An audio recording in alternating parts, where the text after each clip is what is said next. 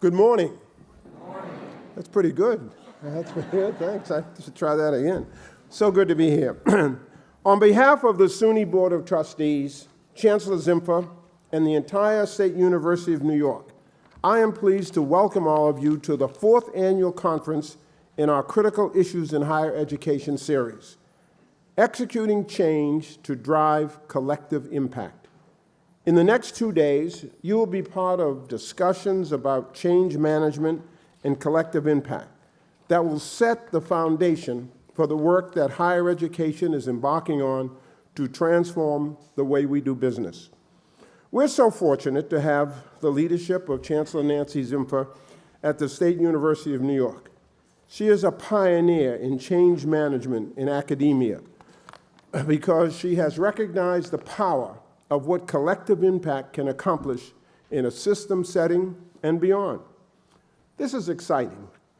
We're brought together leading experts and trailblazers from around the country who will take us through theories, tools, research, and actions that can and have been taken to initiate major change in myriad organizations. And I think one of the most important outcomes for our conference series is that you will take part in substantive presentations and discussions that can be applied to your own work. Now, before we move to the formal program, I want to acknowledge some of the major stakeholders that help drive SUNY forward. First, I want to thank my colleagues on the Board of Trustees. Their support and dedication to the State University of New York and their careful deliberations on issues that are important to every aspect of SUNY work. They are to be commended for what they do. So will our trustees please stand to be recognized? There they are. Thank you. Thank you.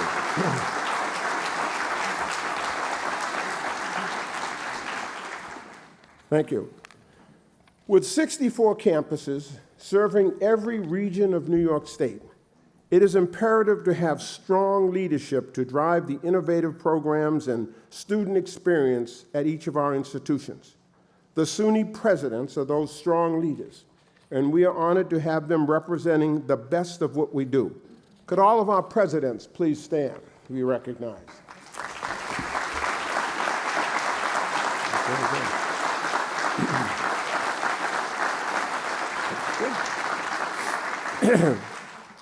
We have over 55 speakers this year at our conference, professionals who are at the cutting edge of their field from around the country and right here at SUNY. We have researchers, faculty, government, academic and civic leaders, captains of business and industry. Please stand and be recognized for your contribution in making this a successful conference. All of the speakers, would you please stand?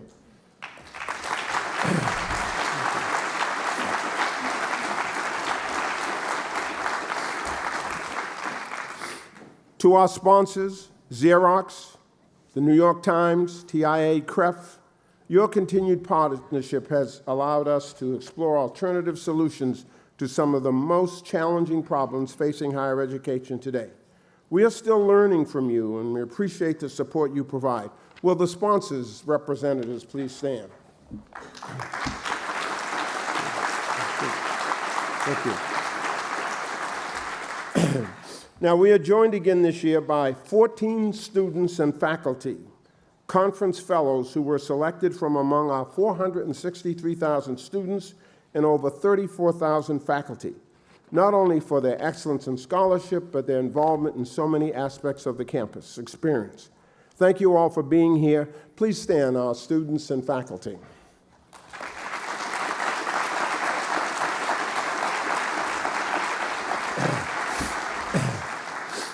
Now, if there's anyone who hasn't had a chance to stand up yet, we'll get to you too. Okay. And now it is my distinct honor to introduce our visionary leader who has again set the bar high for SUNY to be the forefront of national trends for success. She is the ultimate champion for linking up all aspects of education, from cradle to career, and applying the newest and best thinking to achieving data-driven outcomes. This is the reason we're here today, She compels us to embrace collective impact with which he has already accomplished for the State University of New York. I am privileged to call her a friend and colleague. Please welcome Chancellor Nancy Zimpher.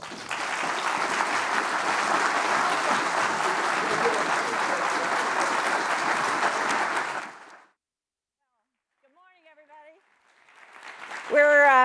We're just absolutely thrilled to have you here. And I want to echo Chairman McCall's gratitude and expression of excitement about this, our 4th annual SUNYCon. If you haven't observed already, the very great privilege of Carl McCall as chairperson of our Board of Trustees is just amazing. If you're in New York, I need to say no more. If you're not from here, know that you are witnessing one of the most outstanding public servants in our country. Thank you, Carl. Thank you. So my task is to reflect on the topic we've chosen. And I have to tell you, our pattern over the last 3 years has been to name next year's topic a year in advance. We have failed miserably at that. This sector changes so fast and so dramatically that we can hardly keep up. So what we started out to do this year has changed and veered in a very important direction. And my role is to set the table for marrying process and impact. America is no stranger to the big, hairy, audacious goal. Thank you, Jim Collins. We landed on a big, hairy, audacious goal when Lincoln and Justin Morrill created the Land Grant Act. We live with it today, not only in our public institutions, but in our private institutions as well, as we rise to the social service that we are obliged to serve. And of course, when times were tough and we created a big, hairy, audacious goal, the WPA, not only putting people back to work, but giving us beautification that lasts to this day. And only 10 years later, another big, hairy, audacious goal. And in fact, we talk more about the GI Bill and serving our veterans today than even when this law was created. And then, of course, one of Collins's favorite examples, putting a man on the moon by the end of the decade. So we should not be surprised that our current president has leveled a big, hairy, audacious goal, and we share it with you shamelessly because it happened in New York. I'm so proud to introduce you now the President of the United States, Barack Obama. Well, it is good to be back in Buffalo, good to be back in New York. And we've got all the students in the house. Thank all the students today. Hello, Binghamton. A higher education is the single best investment you can make in your future. I'm excited because of the great work that SUNY campuses like Binghamton are doing to keep costs down for hardworking students like so many of you. We're going to be partnering with colleges to do more to keep costs down, and we're going to work with states to make higher education a higher priority in their budgets. Now, if we move forward on these 3 fronts, increasing value, encouraging innovation, helping people responsibly manage their debt, I guarantee you we will help more students afford college. So he named it, most recently funded it, first in the world, a very audacious goal that by 2020, 60% of our adults would have an associate or a baccalaureate degree by 2020. He cautioned us that to do this, we would have to increase our access, be more affordable, and surely more accountable, something that Secretary Duncan has referred to as the Iron Triangle. So as we move down this path, we have to be reminded this is kind of tricky. It's a balancing act. We must make college practical, but not excessively so. I love Frank Bruni. lower its price without lowering its standards, and increase the number of diplomas attained without diminishing not only their currency in the job market, but also the fitness of the country's workforce. And here's another troubling part of this big, hairy, audacious goal, this completion goal.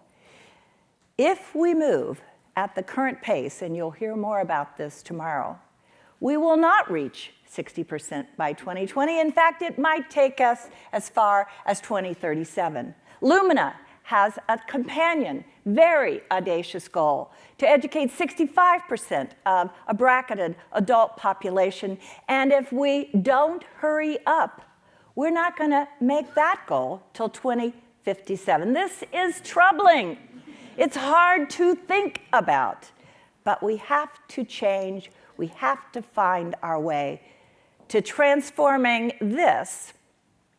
And it has labels, and we're all a little guilty here. But if I look at the federal government, while the Domestic Policy Council and the Department of Education are working hard across these agencies, sometimes we call ourselves silos, we're really still not regulating in a collective way. The Higher Education Act defines regulation with post-secondary education. The ESEA, the Elementary and Secondary Education Act, mostly K-12, preschool, prenatal, early childhood daycare, Head Start. Often several agencies have a hand in it. And we're not helping. Within the Beltway, we have two very significant organizations, one called the Higher Education Secretariat. It has about 40 members from across our sectors and our organizations. And then we have a second group called the Learning First Alliance. To my knowledge, these two operatives who inform the Congress have never met each other. We can't be collective if we're still separated. Probably Tom Friedman has said it best, and we say it over and over again. This is like a board resolution. It has a lot of whereases. He makes a big point about the global marketplace and how competitive America is and can be in the future in innovation, in creativity, in product development, in service lines, if only we could get ourselves together. If we could come together on a national strategy to enhance and expand our natural advantages, more immigration, more post-secondary education, better infrastructure, more government research, smart incentives for spurring millions of startups, nobody could touch us. And he adds, we're that close. So this is SUNY. It's 64 campuses within 15 miles of every New Yorker. It is the 4 distinct sectors of post-secondary education that exist across the country: our community colleges, our technical schools, our comprehensive institutions, our doctoral institutions. It is the reason people talk about us as the largest comprehensive public system of higher education in the country.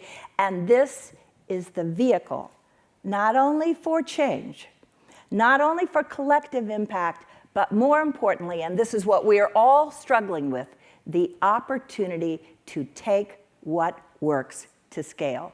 So a little bit tongue-in-cheek, no, a lot tongue-in-cheek, we mimicked Stephen Colbert, who created the term truthiness. And 2 years ago, for those of you who were at our SUNY conference, we put systemness on Wikipedia. Now, to do that, we needed an operative definition. And by the way, we're still on Wikipedia with this word. Nobody has taken us down. But it is at the heart of it that the whole is greater than the sum of the parts. Systems across the country have an immense opportunity to get our collective act together. But stop. This is my first introduction to Vanilla Ice, but we needed a message, and this is it. Wait a minute. We cannot meet these audacious goals without collaborating, without listening, without collective impact. So I can't tell you about collective impact unless I give you a cause.